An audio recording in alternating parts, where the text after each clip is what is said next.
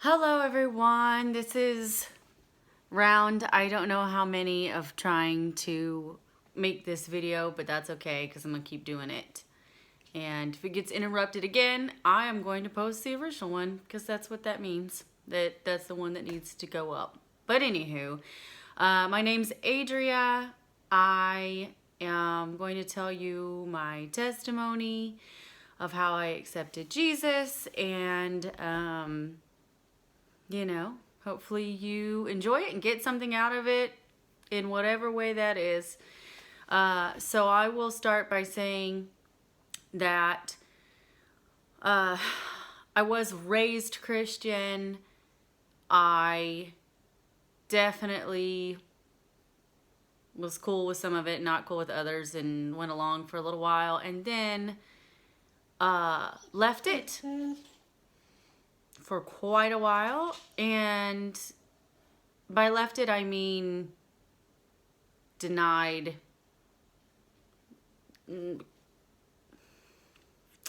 I don't know how to say that, but the reason why I don't know how to say that is because I was raised that way. I wouldn't say that I ever completely agreed with it.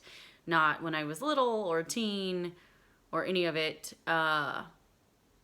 until about 5 weeks ago.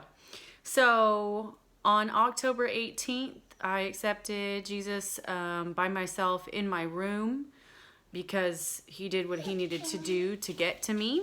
That's little Miss Wendy down here. I don't know why she's crying because she's spoiled. But anyway, so let's see. That day was a Sunday. I was very down and feeling very depressed. That used to be way more common, but and way more frequent, once a week, twice a week, every week, forever, as long as I can remember. This year in 2020, my mental stability actually got better. And those episodes or feelings were way less. So I was very much caught off guard to have a day like that because I thought I was getting rid of them. So that happened, and I'm going to tell you that from April of 2019 until October 18th, 2020, I would watch tarot videos. I would get tarot readings. I would... She is just sounding so sad. Look at her. What a mess. But anywho, so I turned to that day. Even though I had been trying to wean myself off of those things because I found that all they did was left me with more questions and not the satisfaction I had hoped for. But when we're desperate and we want answers and we want relief, we're going to go to whatever we can to get it. And so I watched about 4 videos that evening, first few minutes of each one of them, and none of them made any sense to me. None of them helped. So I got mad and I closed YouTube and I said out loud to God, well then why don't you freaking show me? Because I mean, that's what everybody kept saying, and I'm like, okay, well then answer me. If you don't want me watching this, if this is not what's gonna help, then tell me what is. And mind you, I have always and for quite some time believed that there is a God. There was a small period of years that I didn't believe kind of in anything, or I was mad at God. But I've always thought there was something. It is Jesus specifically that I didn't accept. So anywho, I asked him that. I say, you freaking show me. And yelled into the abyss. And I asked for a name and I asked for a number. And I will tell you, despite being raised in a Christian household, I don't know the books of the Bible all that well. The last time I knew them or had them any type of memorized was like in elementary. But definitely don't remember all that. So the word that came to my mind was Ezekiel. The number that came with it was number 14. And so I said, okay, I grabbed this Bible that I had in a box with a bunch of other books, and I looked to see if Ezekiel was even a book because I did not know, and it was. And so I turned to it. As I was turning to it, I accidentally flipped past, and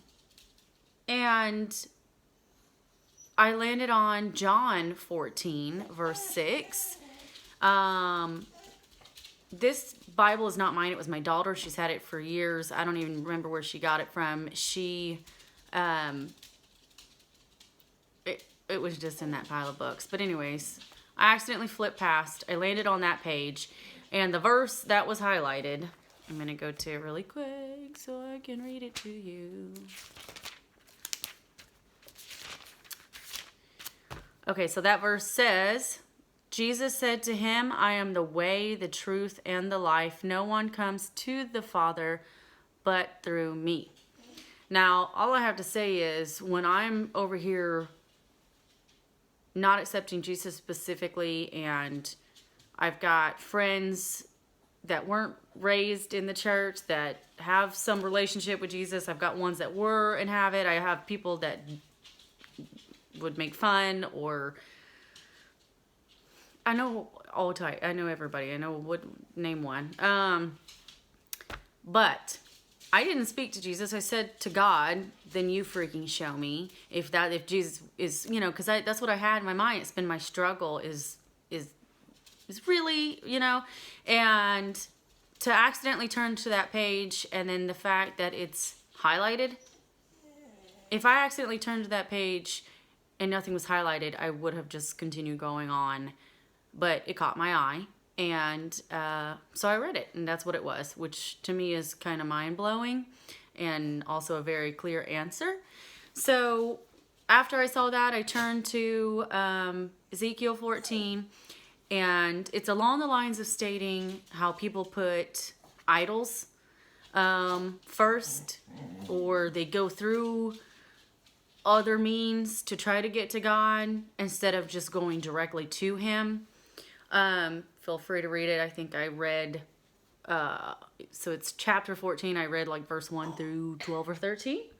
And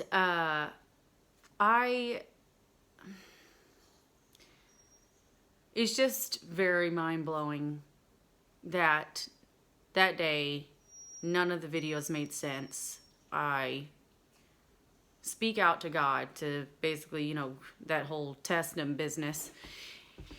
And then I get that word and that number. I accidentally flip past to a highlighted verse, and that happens to be, come on, it's one of those undeniable things, and it's not the only thing. If this was just a one-off, I get it. You go, okay, well, stuff happens like that. But when I tell you that there are so many more, what word do I use? So many more spiritual experiences that have come my way, both good and bad, that I didn't connect, and now they're all starting to make sense and connecting. I'll have to talk to you about that on another video. But that was October 18th, and so when I saw that, it gave me a real complete answer, and I felt complete with it, and I said, okay, fine. All right, I accept. I'll take you. And I did. And I had, after that, this strong urge to get baptized, which is really strange because I've never had the urge to get baptized. I never thought it was important, or I thought it was just something that if you wanted to, you could do with like the cherry on top, little extra sprinkle. I had the urge to. I don't know. I take that for whatever you will. And in order to get baptized. You have to have a church, which is another thing that I haven't been to. I don't like churches. I got a lot of resentment and bitterness towards them for all kinds of reasons, same as I'm sure a lot of you do. And I just, that was not, I haven't had any want to do either. And I did all of a sudden. And so I looked, I found 2 churches close to me. I picked one, and that Sunday, that next Sunday, I went. Wendy, I love you. Hold on, honey. And there she is. So, that service or sermon or whatever you want to call it, message, came through loud and clear, and it couldn't have, it's like it's written for you, you know. And so the next weekend, I still was going back and forth with trying out the other church that I had looked up. And so I just said it was a Friday, I said a quick prayer out loud. I just kind of talk sometimes, and I was just asking, should I try out this other church before I make a decision on where I'm going to continue, or is that the place for me? Well, I live on the fence. I can't ever make a decision. I'm like, yeah, I can see both sides, which is a blessing and a curse. But within the hour of asking that little prayer or saying it, I receive a phone call from the pastor of that church. And all I'm going to say is, in 35 years, and as many preachers, pastors, churches, whatever that I have been around, I have never been spoken to by one personally, which kind of seems insane to me, because isn't that what they're supposed to do? But so I took that as my answer, and so I decided to go back to that church the following Sunday.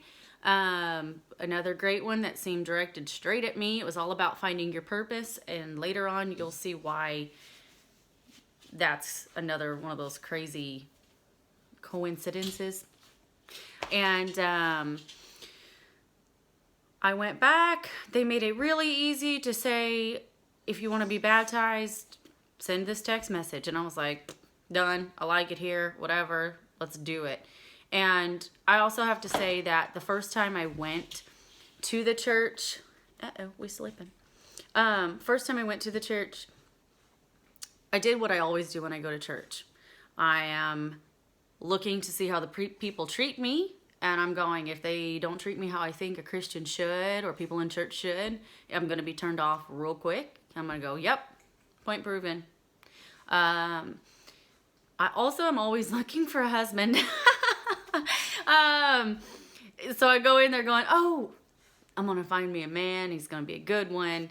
But anyways, then I'm never satisfied. But you have to think, I'm never satisfied because I'm not going there to find God.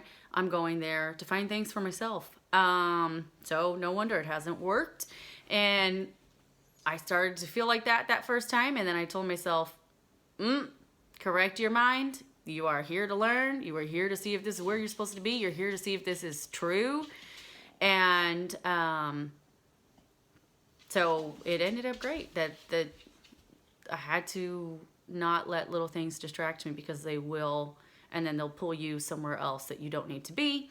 So first time, second time, let's see. I went back the third time on November 22nd. And that was the first time in my visits that at the end they asked if you wanted to do the prayer where you can accept Jesus. And I feel like a lot of times, every time I've been to church, they do it every Sunday, which I never liked, because like anything, if you do it all the time, it's not that special, right? Like, and I've always said to God, I'm not a fan of corny church. I don't like the soft music in the background. I don't like the preachers that seem like they're acting. They're soft where it needs to be and loud where I don't like that. I'm like, I need genuine. So And I feel like the music that they play at the end is like emotional manipulation. You know, music can put you in a particular mind and make you feel a certain way that maybe if that music wasn't playing, you wouldn't truly feel. So I always said, like, sorry, I started that, to God, the day that I will raise my hands in church or say that prayer in church, number one, I have to believe it. And number two, no corny coming to the front and no music in the background because I don't want it. Well, I go that day, and another great lesson, and it took a pandemic, I guess, to give me what I needed to do that. So they couldn't come. We can't come to the front because we can't be that close for contact purposes. And they said the prayer, and I felt it wholeheartedly and believe it to be truth. And what else? Oh, I couldn't tell you if they had music playing or not, but when I tell you I 100% did not hear any music during that prayer, I don't know. I couldn't tell you, but I didn't hear any, which is all that mattered to me. And so I didn't feel that emotional manipulation to get me to come to Jesus. You know how they are. Or how it is. Let me not say they. That's mean. I felt it. And I said it. So November 22nd, I accepted Jesus again, but this time in the church. And now I am set to be baptized December 13th. I'm very excited. I couldn't tell you why. Besides, Jesus made me excited for it. I'm so excited to be making this video. I have wanted to do YouTube or acting or TikToks, which apparently I'm too old for.